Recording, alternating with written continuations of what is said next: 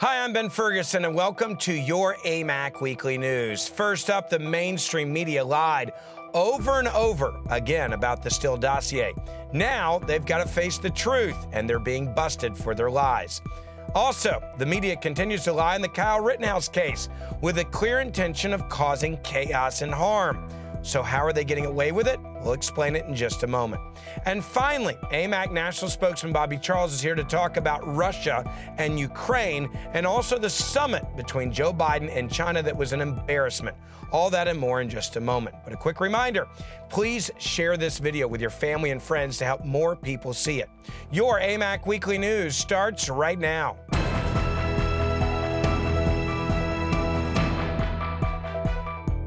Major bombshells happened this past week with new indictments that are still coming in as the probe into the STEELE dossier, which really should now be called the Clinton dossier, continues. Now, as the indictments are continuing to drop, the mainstream media is now moving into major damage control because they lied to you, the American people, for years. The Washington Post this week was quietly one of the first to correct its own reporting on the matter. Now, don't forget that the Washington Post was the leader in all of this story, and everybody ran with it because it was in the Washington Post. Liberal media outlets took the Post stories and their reporting, and they ran full speed ahead without checking any of it. Now, why? Well, of course, it's because it's the Washington Post, right? They're the most trusted name in D.C. They're the people that gave you the Watergate story, so we run with it no matter what. Well, here's the problem. After nearly 4 years of lying to the American people, the Washington Post didn't announce its mistake on even the front page or even apologize at all for what they did to Donald Trump. All they did was go back to the original stories online and delete some of the insane STEELE dossier information that they now know is a lie. They didn't even correct it in the newspaper. Democrats who pushed the STEELE dossier are now being called out for not speaking up regarding the new massive revelations. But they are hiding behind their scapegoat, Representative Adam Schiff. Take a look at this. What we're seeing now is this multi-layer connection between the Clinton campaign and this scandal. And it seems very clear that Durham believes that this was basically a campaign effort to dupe the FBI, and the FBI fell for it. Professor Jonathan Turley speaking there. Now, Democrats who touted the STEELE dossier are now awfully quiet following the indictment of Igor Danchenko, the primary subsource of the dossier. Fox seeking comment on Danchenko's indictment from 7 members of the House Intel Committee, all Democrats. Of course, during the Russia probe, they were pushing it repeatedly. Nearly all of them, listed here, as you see, have yet to comment on the latest developments, though Adam Schiff said this on The View. Whoever lied to the FBI or lied to Christopher Steele should be prosecuted, and they are. But you may have helped spread Russian disinformation yourself for years by promoting this. So public enemy number one for the media for about an hour this weekend was Adam Schiff. And the look on Schiff's face in that moment was priceless because they had to beat him up a little bit so they could save face for their own reporting. He couldn't believe that he was being called out for lying to the American people because the media helped him actually perpetrate the collusion and the lie to convince you that Joe Biden was the best man in the world and Donald Trump was the evil guy working with the Russians. Now, the Biden administration took the opportunity to use Schiff as a shield and ran with it as well. They decided to put Schiff on TV and let him take a few slaps on behalf of, well, their lies because, hey, it's for the greater good, right? So I say a few slaps because that's really all it was. It wasn't that big of a deal. In fact, it was almost like it was orchestrated by the media. It's like they called him and said, hey, man, we need you to come in and we got to kind of hit you a little bit, but don't worry, we'll move on quickly so we can all say we did our job in the media and you can still trust us. You don't believe me? Look at how the media handled this. Take a look. Do you have any reflections on your role in promoting this to the American people? Well, first of all, whoever lied to the FBI or lied to Christopher Steele should be prosecuted, and they are. And unlike in the Trump administration, if they're convicted, they should go to jail, not be pardoned. So Donald Trump pardoned Roger Stone for lying. He pardoned Michael Flynn for lying. If people lied to the FBI, they should go to jail. But at the beginning of the Russia investigation, I said that any allegations should be investigated. We couldn't have known, for example, people were lying to Christopher Steele. So it was proper to investigate them. And let's not forget what we learned in that investigation. Just so you know, this is the media's classic play. This is how you get things to go away when you, the media, are the ones that screwed up and lied to the American people and helped get Donald Trump impeached over collusion directly now linked to Hillary Clinton, her campaign, and the DOJ, and the FBI, and Mueller, and Comey, and the list goes on and on. What do? You just send someone out in front of the camera to admit that some of the reporting was wrong. And that means that the media wasn't the ones that actually got it wrong. You gave us the wrong information because we never get anything wrong. We're the media. And you can also claim that some of your reporting was actually right at the same time. Then you can check the box and say that you did your job as a member of the media and spin the story at the same time, which is exactly what the media did. I don't regret saying that we should investigate claims of someone who, frankly, was a well-respected British intelligence officer. And we could have known, of course, years ago that we would learn years later that someone who was a primary source lied to him. But what I just said with the clip you just played ends up being exactly right, which is STEELE did reveal that the Russians were trying to help elect Donald Trump. That turned out to be all too true. And in fact, the Trump campaign chairman was giving internal campaign polling data to Russian intelligence while Russian intelligence was trying to help elect Donald Trump. So the top line there of Russian help and Trump willingness to accept it, make use of it, proved all too accurate. Yeah, you got to keep the lie alive, right? That's exactly what Schiff just did there in that clip. He went ahead and still tried to push forward and claim that the dossier was, well, still partly correct, so don't blame him. How can something be absolutely baseless and false yet still be correct at the same time is the question that the media should have asked him, but they didn't. They can't because they were in on it. They have to say this because the Biden administration was not only part of this charade for the last 4 years, but it was also part of an attempt to overthrow the will of the American people, the voter. Meanwhile, the walls are closing in on Hillary Clinton as the Durham investigation continues. Don't let the mainstream media fool you. Don't let the White House fool you. They are in serious trouble. More indictments are coming down, and there is nothing the left can do to stop it. In fact, just this month, the main source of the Clinton dossier was indicted by the FBI for lying about most of the key claims in the dossier. It's time to stop lying to the American people, and it's time for the media to tell the truth. And if they won't, we must expose them. Now, we here at AMAC will continue to tell you the truth that the left hides behind in their false reporting. And we will keep giving you that information as new indictments come forward. The trial of Kyle Rittenhouse is a clear example of how the media will lie to sell you a story, and they will ruin people's lives to get ratings. They have told you that Kyle Rittenhouse is some sort of domestic terrorist. It's not true. They told you that he was running around indiscriminately shooting people. That's not true. They even implied that he was shooting black people. That also is not true, as all the people that he shot in self-defense were actually white. And they have told you that he's a domestic terrorist that supported Donald Trump. Also a lie. So why do they do it? Because this sells. Dividing the country based on the issue of race sells. Now, the fact is the media should be held accountable for this. And I hope that Rittenhouse, based on the facts of the trial, becomes an extremely rich man because of what they've done to slander him as a human being that used a gun to protect and defend his life. If you want to know how disgusting the media is, take a look at this montage of how they tried to destroy this young man's entire future. Kenosha shooter, Kyle Rittenhouse, he murdered 2 people, by the way. Rittenhouse is basically what you would have had in a school shooter.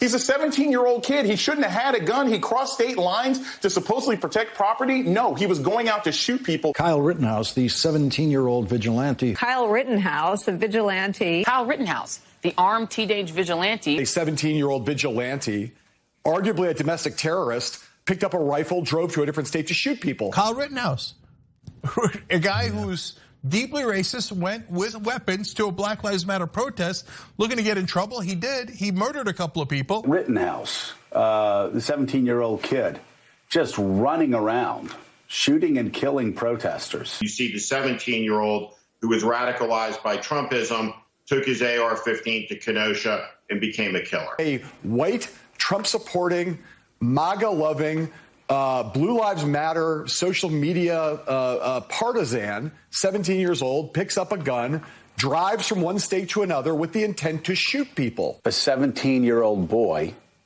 who drove across state lines with an AR-15 and started shooting people up, including a guy with a skateboard. Kyle Rittenhouse, who has killed protesters, unarmed protesters. Rittenhouse, a 17-year-old that went with a weapon into the middle of protests and then provoked people and then shot and killed them. Kyle Rittenhouse is the enemy. A boy from out of state drives up to the state with an AR-15 around his neck, shoots and kills a couple of people, shooting wildly, running around, acting like rent-a-cop. Drove across state lines armed with a rifle to go and shoot people. I want you to think about what the mainstream media is actually doing here. They're trying to influence people to incite violence and riots in liberal-run cities, so they are desperately using this trial to do it all over again. In story after story, readers are told that Rittenhouse was a white shooter at a Black Lives Matter protest. There has even been a tweet telling employers this week from an elected official to give black employees a day off after the Rittenhouse verdict, even though it was a white guy that actually shot other white people in self-defense. Now, this elected official, Gregory McKelvey, actually wrote this in a tweet, quote, "Employers, consider giving your black employees a day or two off after the Rittenhouse verdict. Regardless of the outcome, it's going to be hard for black people to work, and it isn't fair to expect them to." Now, it's clear that the media deliberately wanted to manipulate and lie to you, the American people, about who was actually shot, somehow implying that they weren't white when actually they were. And the media blatantly lied about Rittenhouse illegally owning and possessing a firearm as well. We know from the trial that the firearm was actually owned legally and did not cross state lines, another lie that the media told you. And the media outright labeled Rittenhouse as a murderer, claiming that he was shooting people as they ran away.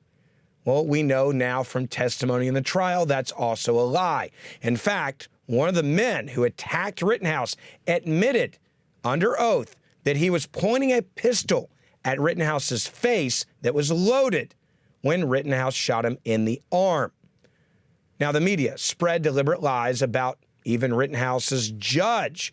They're now claiming that he is a racist, and they used a ringtone from his phone to launch a two-day freakout over the judge being a secret Trump supporter. Take a look. That's what Schrader is. He has made a series of decisions. Each one perhaps may be individually defensible, but in totality lead to the impression of a biased, racist judge with his Trump rally cell phone that is trying to get Rittenhouse a walk. Just so we're clear, a ringtone that implies that you love America doesn't mean that you're a terrible judge, especially when you take an oath to protect and defend the Constitution of the United States of America. Seems extremely appropriate for a judge to have a ringtone about a song that talks about loving America. Yet the media hates people for that now and says that you're biased and you're evil. Now, the lies about this case continue, as U.S. Representative Cori Bush sent out a tweet Monday writing this: "When we marched in Ferguson, white supremacists would hide behind a hill near where Michael Brown Jr. was murdered and shot at us. They never faced consequences. If Kyle Rittenhouse gets acquitted, it tells them that even 7 years later, they can still get away with it. If people are hiding on a hill, how would you know they're white?" That's just a basic question any journalist should have asked. And by the way, was there any reporting that this actually ever happened? The answer is no. In fact, it's all a lie being put out by a member of Congress. According to the police in the area at the time in Ferguson, there is no record of anything like this happening ever. Also, you know those great social media fact checkers the left is always pushing for? Well, one is under fire for falsely fact checking a Facebook post about Kyle Rittenhouse. Yeah. PolitiFact, one of the big leaders in fact-checking, is now trying to defend itself from when they fact-checked something in August of 2020. They claim that Rittenhouse was in possession of an AR-15 that was not, quote, perfectly legal, even though the gun charge against Rittenhouse was dismissed by the judge in the case this week, meaning it was legally obtained. Despite the dismissal, PolitiFact is now standing by its false claim. They are now saying that Rittenhouse possession was still somehow illegal, even though a judge has actually said it was legal. Just take a look at what the author says. The author of the article wrote in response to the dismissal, quote, "These subsequent events show the gray area of local gun laws, hardly a case of something being perfectly legal. Our fact check remains unchanged." Wow, this is what you're up against if you just tell the truth. Even if a judge declares that they're wrong, they will still stand by their bias. Now, if you ask the left and the mainstream media, the jury and the judge were unnecessary because Rittenhouse has already been declared guilty by them. He's a domestic terrorist that loves Donald Trump. Yes, if you ask them, they will actually make you try to believe that he shot a bunch of black people and was running around shooting people running away from him. None of it ever happened. And the people shot were white. We are no longer living in a country where you are innocent until proven guilty if the mainstream media and the Democrats team up against you. You are only innocent, apparently now in this country, if the media says that you are. And that is something that needs to change. There were two major issues this week that the media didn't report on at all. One is dealing with the economy, and the other is with a really weird virtual conference, a delegation of the biggest names in the world meeting over the internet. Joining me now to talk about this is our own AMAC National Spokesman and former Assistant Secretary of State under Colin Powell, Bobby Charles. Bobby, let's start with this major issue, and that is the economy. We are seeing inflation skyrocket. People are feeling that every time they go to the store, whether they're filling up their pump. We're seeing it even when you're trying to buy just basic necessities for Thanksgiving dinner. Double-digit numbers compared to last year just to put food on the table. And the Biden administration has not been held accountable for this, and they're acting like it's not even happening, and the American people know it is. Yeah, you're absolutely right. This is like body bags coming back from Vietnam. You can only ignore it for so long, and eventually it becomes obvious. Let me just pinpoint two or three of the primary causes, and they all go back to Biden. The really primary cause of this inflation is excessive federal spending, and you've seen this excessive spending start right at the outset of this administration. They want to push another 3.5, which could end up being 1.75, but even $1.5 trillion. Listen, 10 years ago, no one passed a single $1 trillion bill. Nobody thought in trillions. So what you've got is excessive federal spending. That's a huge driver going on right now. You've had a 600-fold increase in the rate at which prices are rising in the CPI over the last 2 years. So what that really boils down to is we're headed toward the Jimmy Carter 13.5% kind of inflation if we don't get it under control. The second big thing is the labor force. The labor force, the labor participation is at a minimum because the federal government's paying people not to work, and that's in some of these bills as well. The third big driver is energy. Energy independence was our big ace in the hole, and they've really destroyed our energy independence. And with winter coming on and fuel oil rising and no ability to coordinate with OPEC, you're going to see that happen. There are other causes, but I'll just net by saying irresponsible leadership at the top of the federal government invariably produces economic downstream damage. Look, and here's if there's any good news that comes out of this, Bobby, it's this. Biden has just recorded his lowest approval rating in history of his presidency, and it's lower than any other point during the 4 years that Donald Trump was the president, including during impeachment, including during the Russian collusion hoax, the Clinton dossier hoax. And now we are seeing the American people are waking up to this is what socialism looks like, and this is what happens when you elect someone that clearly is not competent to lead this country, which brings me into this next point. There was a shocking virtual summit this week with Joe Biden and with China, and it was one that was embarrassing because I think it showed that the White House believed that he wasn't capable of actually being in the room with China for hours on end negotiating with them over a multitude of issues. This was happening, by the way, while Russia is encroaching on Ukraine, which is something that's very shocking, and we are seeing this build up at their border.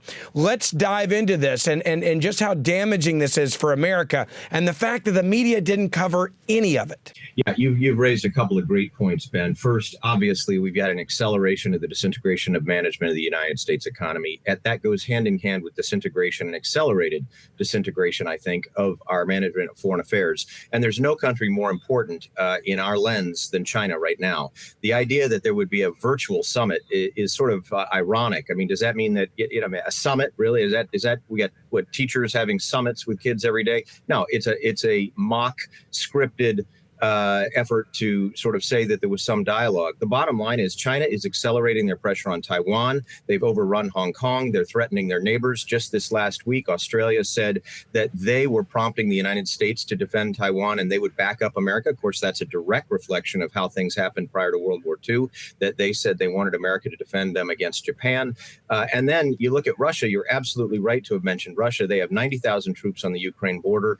The Ukrainians are worried. The allies in NATO are worried. What does this all add up to? It adds up to the fact that the Russians and the Chinese, but particularly the Chinese, who are far more dangerous, are playing their cards against us. They see Biden as weak. They see him as really not up to the job. And I think, Ben, the irony is this summit that got unreported in the media. The reason it got unreported, it was a walkover. The Chinese walked all over the United States, as they've continued to do from the beginning of this administration. And I think we just need to be worried. When you get one crisis happening in the form of the economy, that's worry enough, and Americans need to wake up. When you get two, that's a double worry. The good news, if there's any good news, is that we're at this tipping point, and I think you and I both know it. Bottom line is we truly recognize as Americans that we're sick and tired of failed leadership domestically and internationally, and from the school board level up to the international, we are waking up. Bobby, I want to ask you one last very simple, blunt, honest question that I think many Americans want to know the answer to, and that's this. Will Biden defend our allies against Russia and Ukraine, Latvia, Lithuania, Estonia, all of these areas? And will America defend Taiwan if they decide to strike, or they understand? And I think they're trying to figure out right now that maybe America would just let it happen. Yeah, I pray not. Ben, I worked for 3 presidents and was assistant secretary, spent time in Taiwan, have spent time in Russia. Bottom line is the United States Congress and the United States people need to make clear in a deterrent way that we will defend our allies at every turn, even if the Biden-Harris White House is off picking daisies in the back. We need to say unequivocally, we will defend these countries.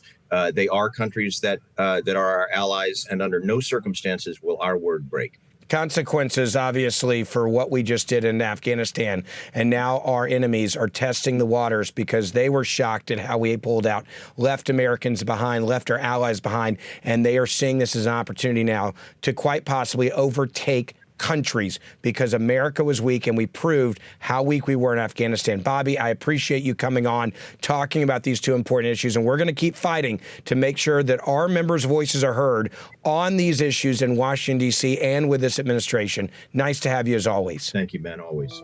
That's it for this edition of your AMAC Weekly News. A quick reminder, if you haven't joined AMAC or renewed your AMAC membership, do it right now so you can continue to receive access to not only the show, but our other incredible, amazing member benefits. You get the AMAC magazine, and most importantly, we represent you statewide and nationally. More than 2 million conservatives have joined AMAC, and we are fighting each and every day on these important issues. So make sure you join or renew your membership today. I'm Ben Ferguson, and I'll see you back next week for our next episode.